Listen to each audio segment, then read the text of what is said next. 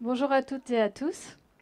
Donc, je me présente, je suis Anouche Chauvenagnan, la présidente de l'Association Montessori de France, qui a pour but de promouvoir et de diffuser la pensée de Maria Montessori, qui est pas seulement une pédagogie, mais aussi une philosophie en France. Et donc cette association, elle est affiliée à l'Association Montessori Internationale, qui avait été créée en 1929 par Maria Montessori elle-même, et qui est en fait le garant de à la fois la diffusion de sa pédagogie, qui permet de garantir une qualité par rapport à la pensée initiale qu'elle avait eue. Donc je suis ravie de me trouver parmi vous aujourd'hui et de commencer, en fait, d'ouvrir les conférences de ce festival de l'École pour la vie. Et donc, le thème de la conférence d'aujourd'hui, c'est l'éducation à la vie, puisque c'est une pédagogie qui prépare à la vie. Ce n'est un secret pour personne, à chaque âge, l'enfant évolue et grandit. Il développe au fil du temps de nouvelles acquisitions et aptitudes qui correspondent à un besoin fondamental. Ce besoin, c'est celui de devenir un être indépendant, qui lui sera capable de se suffire à lui-même.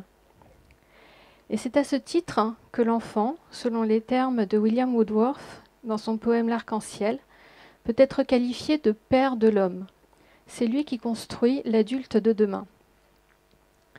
Prendre soin de soi, répondre à ses propres besoins, prendre soin de son environnement, être bien avec les autres, voici ce qu'offre la proposition élaborée par Maria Montessori.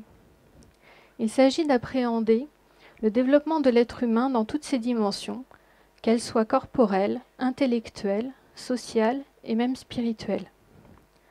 Chaque enfant, quel qu'il soit, poursuit, au milieu des autres et avec les autres, son propre développement par son activité. Et c'est en suivant des lois qui lui sont intérieures. Ce sont des lois de croissance, en fait, de l'être humain. Et donc, Maria Montessori était issue d'une famille scientifique. Et donc, l'un de ses oncles était un chercheur. Donc, elle a été imprégnée par cette culture de la recherche scientifique. Et elle a été l'une des premières femmes médecins en Italie. Et donc, elle a, elle a adopté la démarche d'observation scientifique des enfants pour monter sa pédagogie. Et donc, c'est là, en fait, qu'elle a proposé une pédagogie qui tient compte des besoins et des intérêts des enfants à chaque étape. Chacun peut développer son propre potentiel à condition d'avoir un environnement approprié qui suscite son intérêt et qui l'amène plus loin, à condition que son histoire ainsi que sa personnalité soient respectées et à condition de pouvoir adopter son propre rythme. Et c'est là qu'est important l'environnement préparé pour que l'enfant, par des expériences répétées, autant de fois qu'il le souhaite, puisse être acteur de son propre développement. Et donc, loin d'être figé, une classe Montessori, c'est un espace qui s'adapte au fil du temps, à la fois aux enfants qui la fréquentent et qui leur offre des expériences les plus adaptées pour eux à un moment donné.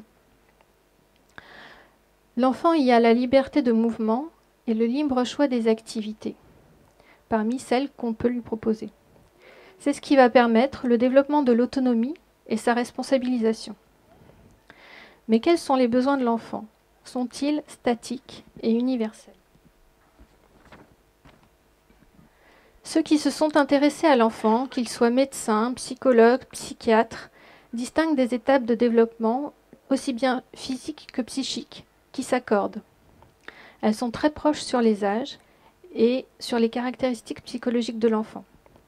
C'est la connaissance de ces grands objectifs, de chacune de ces étapes et des caractéristiques spécifiques qui sont développées par les enfants, qui nous servent de guide et qui fondent la réponse pédagogique imaginée par Maria Montessori.